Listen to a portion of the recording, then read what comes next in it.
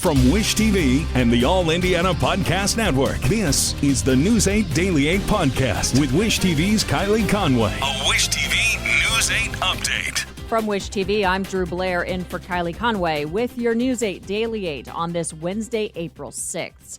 Your first headline is the naming of a serial killer more than 30 years after becoming the so-called I-65 killer. Indiana State Police have identified a dead man as the person responsible for robbing and murdering women in the 1980s. Investigators used DNA evidence and genealogy research to link Harry Greenwell. They say he killed 3 young women and left a 4th for dead in a series of attacks at motels in Indiana and Kentucky. Harry Greenwell died 9 years ago in Iowa. A missing Indianapolis couple have been found in Nevada. Ronnie and Beverly Barker disappeared on a road trip in their RV more than a week ago. Officials in southern Nevada said they were found late last night, but did not say in what condition. A man who says he is the couple's nephew told a Las Vegas news station that his aunt is alive and receiving treatment in Reno, but his uncle has died. The president of Ukraine is pleading for more action by the United Nations. Volodymyr Zelensky addressed the Security Council yesterday in a virtual call, pleading that members not let Russia continue to go unpunished for what he says are the most terrible war crimes since World War II. Russia is considered a permanent member of the Security Council. Several world leaders are asking for war crimes against anyone associated with the Russian invasion. The Security Council's U.S. ambassador says NATO is gathering evidence to prove it. The Russian ambassador to the alliance claims that the mass graves of civilians found after Russians pulled out are staged. The city of Muncie is preparing to help some of the 125,000 Ukrainian refugees expected in the U.S. City leaders met yesterday to start talking about what the city needs to do to position itself to take on as many refugees as possible. Muncie Mayor Dan Ridenauer explains the challenges to find enough housing. He says refugees would benefit the city by increasing its population. The second half of your Daily 8 top stories next.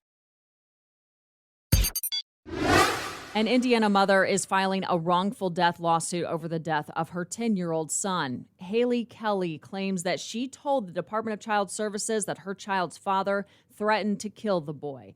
The court ordered that weekend visitation with the child's father would continue. Police say Anthony DeBaya admitted to killing his son and hiding the body. DeBaya is now charged with murder.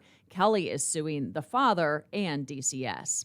Police in Indianapolis are calling a donation made this week historic. The department is receiving 100 new defibrillators from the group called Bolt for the Heart.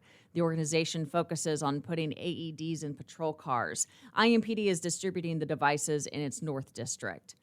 Indiana Senator Mike Braun says he will vote against confirming Ketanji Brown Jackson as the next Supreme Court justice. He says his decision is based on her federal bench record, judicial approach, and how she answered issues raised in confirmation hearings. Jackson is all but assured to be confirmed by the end of the week with support from at least 3 Republicans.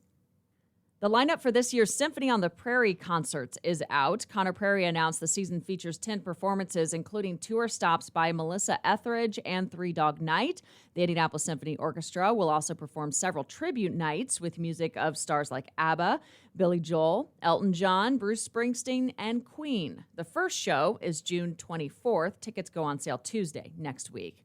Thank you for catching up with the News 8 Daily 8. Make the most of your Wednesday. I'm Drew Blair. This is the News 8 Daily 8 Podcast with Wish TV's Kylie Conway. A Wish TV News 8 update on demand. For even more, on demand and on the go. Connect with Wish TV on Facebook at wishtv.com and on the free Wish TV mobile app. Thank you for listening. And be sure to like, subscribe, and follow this podcast for updates every weekday morning on the All Indiana Podcast Network and wherever you get your podcast.